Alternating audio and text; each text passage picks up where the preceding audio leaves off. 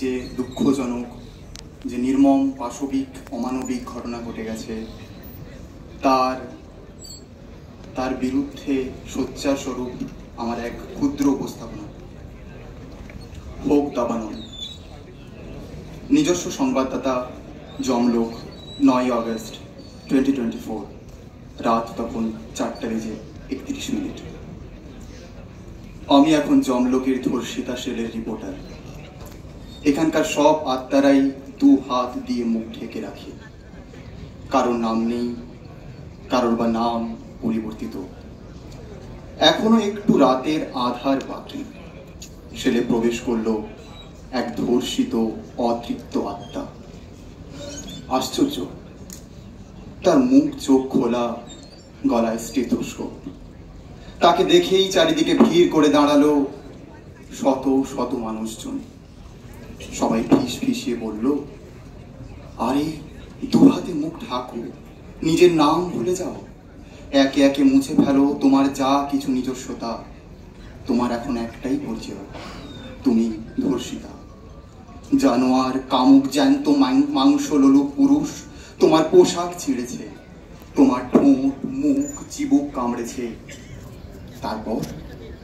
তারপর কামুকতার চিহ্ন লোপাট করতে তোমার গলা টিপে হত্যা করেছে। হ্যাঁ হ্যাঁ হ্যাঁ, আরো কত রকমের জ্যান্ত পাশবিকতা। না না না না না, আমি মানি না, আমি মানি না, মানি না আমি। আরে চুপ চুপ চুপ, বোঝো না কেন? ওরা পুরুষ, ওদের কাছে আমরা যে একতাল মাংস, যৌন কামনা চরিতার্থতার যন্ত্র। ওই সব জন্তু জানোয়ারের নখের দাঁতের আঘাতে গড়িয়ে পড়া রক্ত রসে রাঙিয়ে যাবে দেশ বিদেশের মানচিত্র।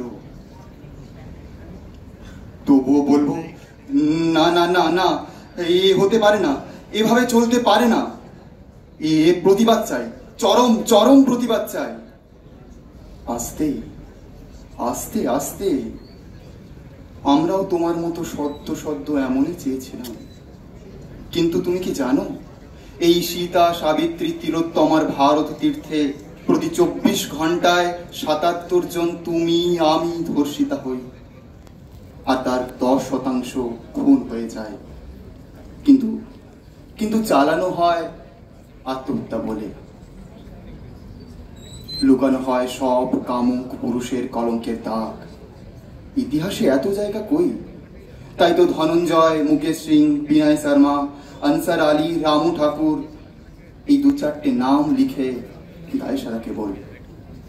আর দেশ জুড়ে বাঁচিয়ে রাখা ফাঁসি কাঠগুলোর 2-1টা ট্রায়াল গেম হয় কেবল। কত শত ধর্ষিতা খুনি নির্দোষ বলে মুক্তি পায়, আর কত শত ধর্ষিতা খুনি সভা মাতায়, হাততালি পায়, মালা পরে। তা হোকে, তবু আমি কোথায় কোথায় গেলেন?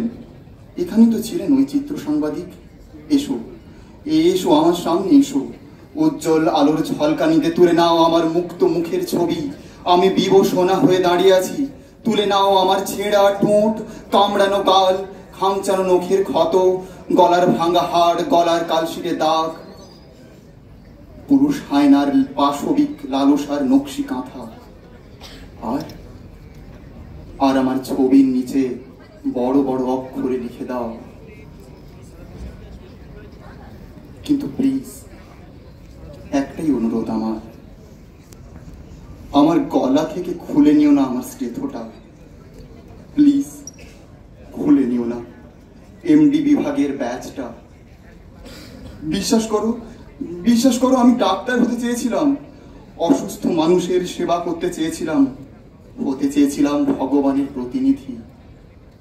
আমি তিলোত্তমা হতে চাইনি, হয়তো হয়ে গেলাম। নমস্কার।